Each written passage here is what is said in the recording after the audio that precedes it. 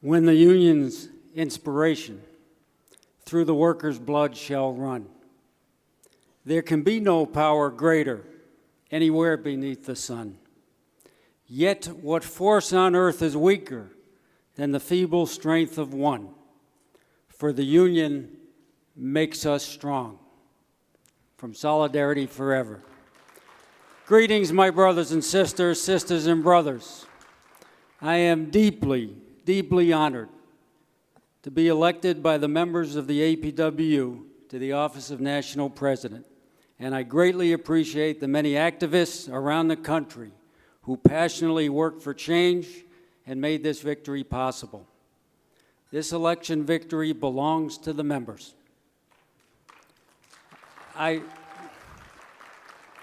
join with all of you in thanking the outgoing officers for their years of service to the APW and our labor movement, and I very much appreciate outgoing APW President Brother Cliff Guffey's call for unity and his cooperation in making a smooth and productive transition. Many of the departing officers have been most helpful and forthcoming, and I thank them all. Ours was a hotly contested election. There were sharply differing views and visions for the future of our struggle and our union. But the election is now over.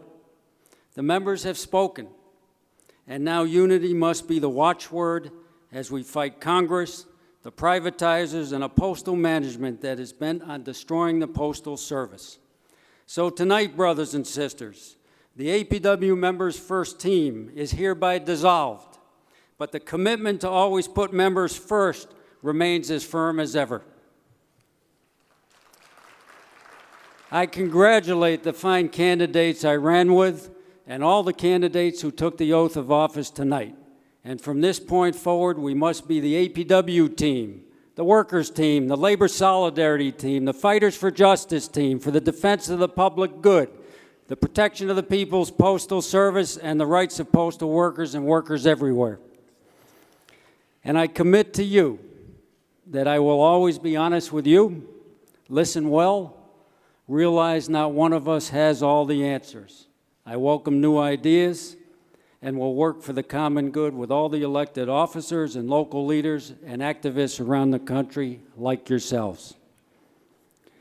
As we face many difficult decisions and choices, I hope to be guided and will be guided by the wise words of Martin Luther King Jr. spoken in 1967. And he said, on some positions, cowardice asks the question, is it safe? Expediency asks the question, is it politic? Vanity asks the question, is it popular? But conscience asks the question, is it right? And there comes a time when a person must take the position that is neither safe nor politic nor popular, but must take it because it is right.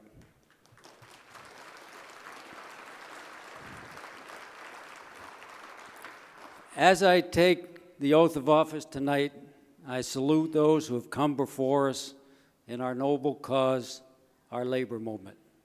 From the Molly Maguires framed by the coal operators in the early years of union organizing, and the Haymarket martyrs of Chicago killed in the fight for the 8-hour day, to the women and children murdered by the Rockefeller thugs at the Ludlow massacre, to the courageous Flint sit-down strikers whose brave actions forced the auto bosses to recognize their union, to the tobacco workers in Winston-Salem, North Carolina, who forged a black-led worker Local 22 of the Food, Tobacco, and Agricultural Workers Union in the heart of the segregated South and won justice from the powerful R.J. Reynolds Corporation. From the heroine of the miners, Mother Jones, to the heroine of the textile workers, Crystal Lee Sutton, the real Norma Ray, to those who perished, endured the beatings, jailings, and firings, persevered and overcame, so that the working class and the children of workers could have a better life in this land of plenty. We stand on their broad shoulders and humbly vow to carry on the struggle. If you allow me for a moment to digress on a personal note, I am proud and fortunate to take inspiration from people in my own family, like my great-uncle Jack Schneider, a leader of the militant and progressive Fur and Leather Workers Union, and the freedom fighters among my extended family who joined the French resistance to Nazism, and many whom perished in the fight. My family legacy is a large part of what has molded me as a passionate fighter for justice, as I am sure your family's histories have shaped so many of you. And while we're on the subject of family, I wish to thank my wife, Melissa, a union activist in her own right, who has provided great support over the years, and my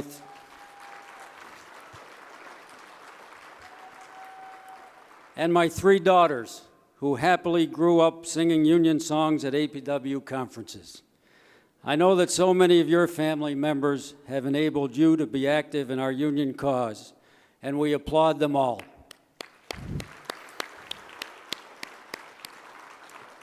Tonight, I also want to recognize those renowned leaders of the APW who came before us. Our former president's brother Mo Biller, who lived and acted the slogan he often repeated, "The struggle continues." And Brother William Burris, whose accomplishments over the years and whose enthusiastic support during the campaign I greatly value. And those, far too many to mention, who served our union so well and uplifted postal workers and our families. How many of you in this room were among the participants of the great 1970 postal strike? Please stand up and be recognized.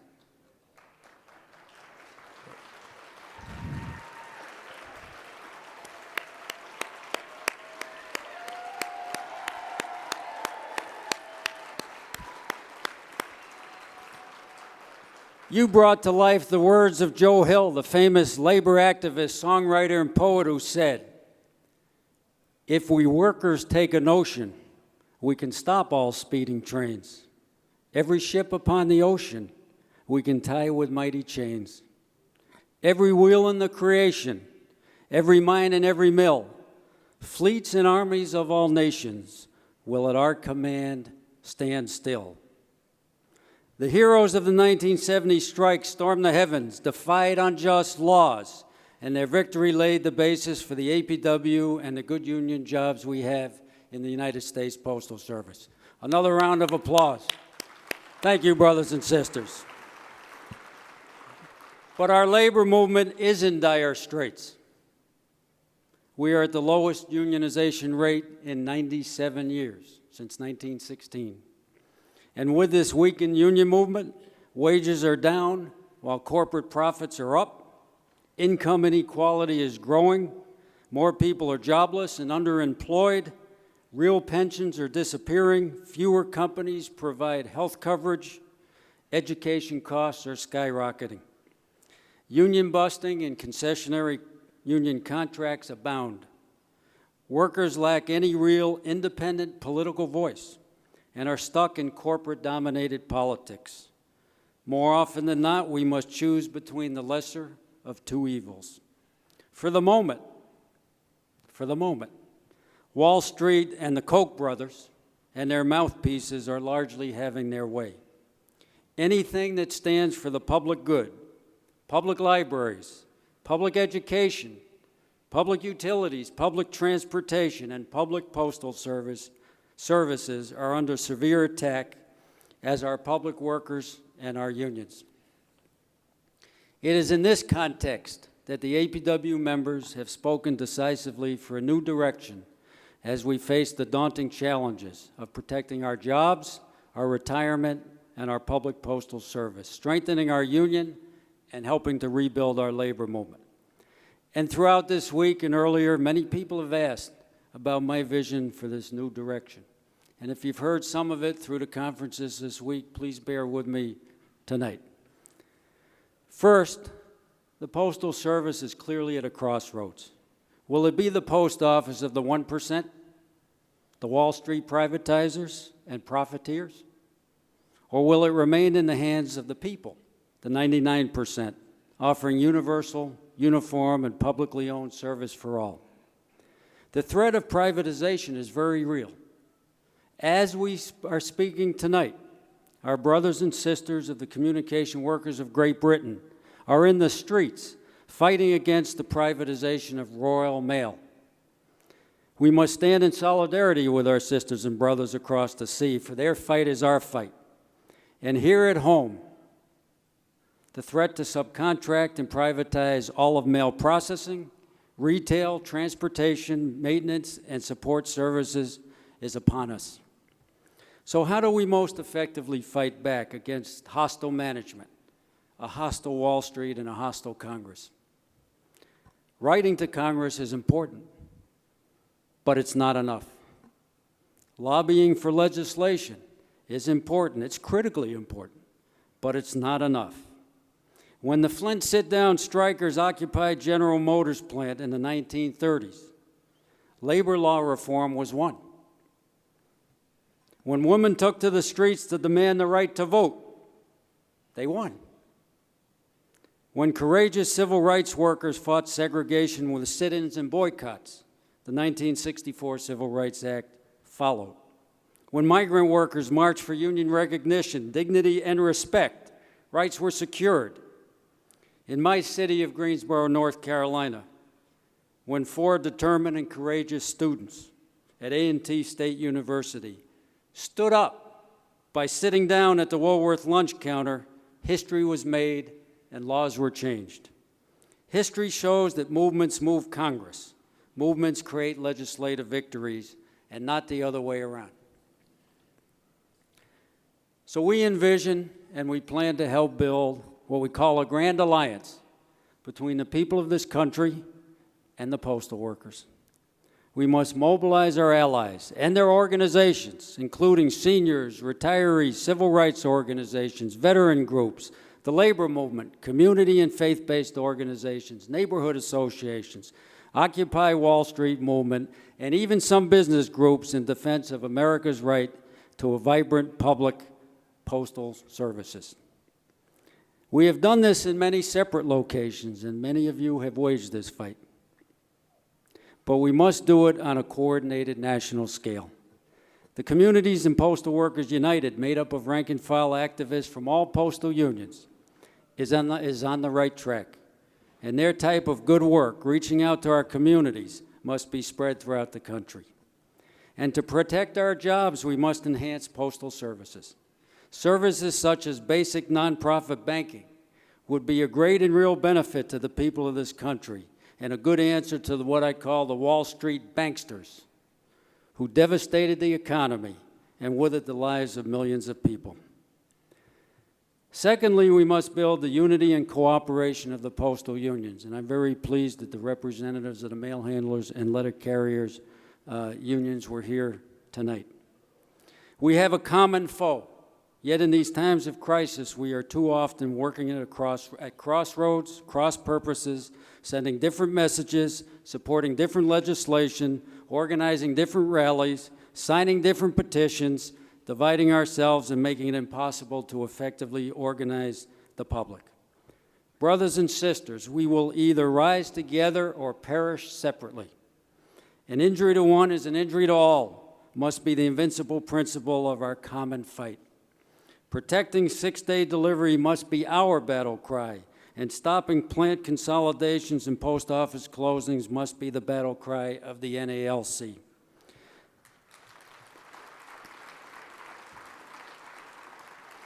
The rallies of September 27, 2011, which so many of us participated in, were a good example of cooperation between our unions, and we need much more of it in the battles that lie ahead. Third, we will put into place a nationally coordinated plan to fight plant consolidations and post office closings. Plant closures are an essential part of management's plan to degrade and dismantle the Postal Service and pave the way to turn mail processing over to Pitney Bowes with its non-union, low-paid workforce. We will learn from those locals that have waged these fights. But something is askew, brothers and sisters, when national advocates can be sent into a local to defend 2 hours or 4 hours of overtime. But we have no advocates that can be sent in to help locals fighting to keep our plants and post offices from closing, keeping jobs in our communities, and preventing workers from having their lives turned upside down. Fourth, we must fix the many serious problems with our contract. We must fight to restore full-time work and stop the race to the bottom. We must fight for many more conversion opportunities for our PSE brothers and sisters while protecting the retreat rights of excess employees and the rights of small office PTFs. We must reduce the number of non-career workers and fight for the coming generations, as all unions should.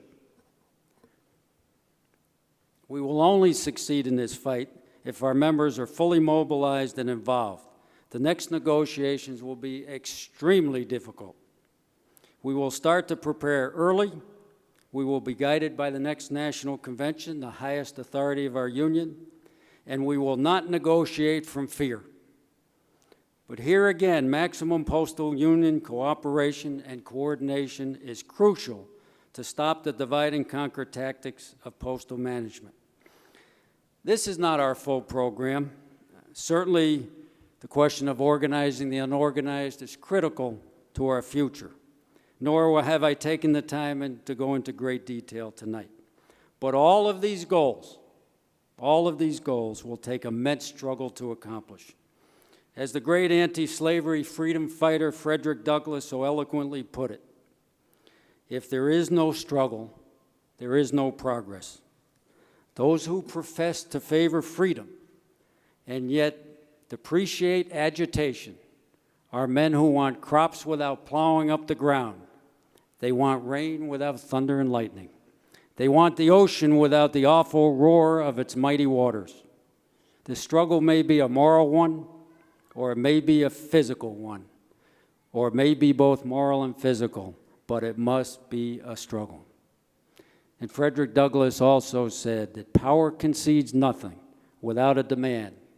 It never did, and it never will. Sisters and brothers, are we going to allow our national treasure to be turned over to the privatizers of Wall Street? If not, are you in for the fight? Are you ready to fight for a union contract that protects full-time work and builds a secure future for the next generation of postal workers? Do you want a country where 6 members of the Walton family, the owners of Walmart, have the net worth of 30% of the U.S. population, or 104 million people? Is that the kind of country you want? Are you tired of corporate political system dominated by the Koch brothers and made much worse by the Citizens United Supreme Court ruling, where elections are bought and sold? Let me try that again.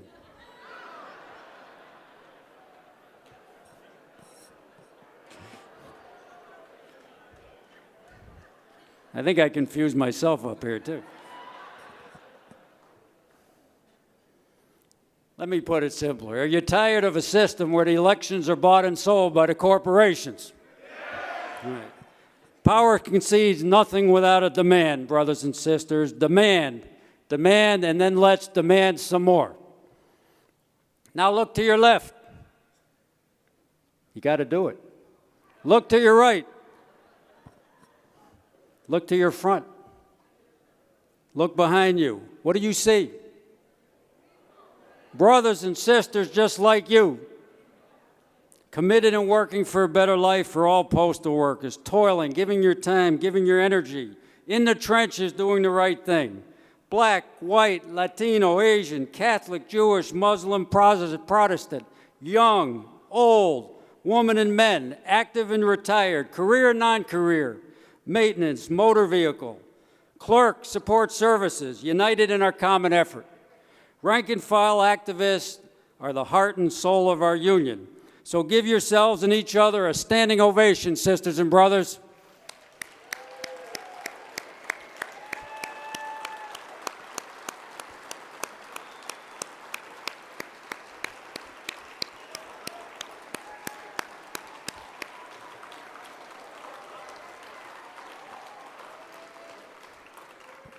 We have a long and rocky road ahead of us. But we are not alone. We are not alone. When the workers of Wisconsin, undoubtedly inspired by the Arab Spring and the Egyptian workers in the streets, rose up 100,000 strong and occupied their state house in defense of their union rights and union jobs. They showed that workers are ready and willing to stand up and fight back. The new National Union of Healthcare Workers in California represents a bright spot of democratic unionism, for the renewal of member-controlled unionism. When the owners of Republic Window and Doors, you remember hearing about this, I think, began moving out equipment and closing the plant, workers occupied the factory to protect their severance pay, vacation pay, health insurance, and other rights, and they won. The Chicago Teachers Union forged a mighty alliance between the workers, parents, and the community, fought the powers that be and prevailed. Walmart workers are stirring. Fast food workers are demanding a living wage. We are not alone. A revitalized labor movement is indeed possible. More importantly, it is necessary. It is late in the game to save the public postal service, sisters and brothers. Our election is not an end, but a beginning. Don't stop now. Don't let up. Keep the passion alive. We cannot win without all of you. Dolores Huerta, famed leader of the farm workers, challenges us to, quotes, walk the street with us into history. We will take the battlefield of struggle with no flags of surrender. It is them versus us. The them, the corporate raiders, their representatives in Congress, and even the PMG, who are slicing and dicing the post office to turn it over to private profit, versus us, the workers striving for safe and decent working conditions, a good living, a secure retirement, and the people of this country who own this public service. As important as defending our contractual rights are, sisters and brothers, we cannot grieve our way to victory. We cannot grieve our way to save the United States Postal Service, our jobs, our retirements, and our union. We can save it with an unrelenting fight. Let's join hands and leave here united and energized. Let's stand together with our fellow postal workers, motor vehicle, maintenance, clerk, support services, mail handlers, letter carriers, rural letter carriers. Unite with all the postal unions and the rest of our labor movement. Rally the people of this country in defense of their postal service and good union jobs. Stand shoulder to shoulder with postal workers and unions the world over in our common fight for a better life. I open with the stanza of solidarity forever, and it ends as follows. In our hands is placed a power greater than their hoarded gold, greater than the might of atoms magnified 1,000-fold. We can bring to birth a new world from the ashes of the old, for the union makes us strong. Brothers and sisters, sisters and brothers, have confidence in your coworkers. Have confidence in the people. Have confidence in yourselves as the makers of history. From the workroom floor to the streets, from our neighborhoods to the halls of Congress, it is time to educate, organize, mobilize, and galvanize. It is time to stand up and fight back, and in the words of Lift Every Voice and Sing, let us march on till victory is won. And the unions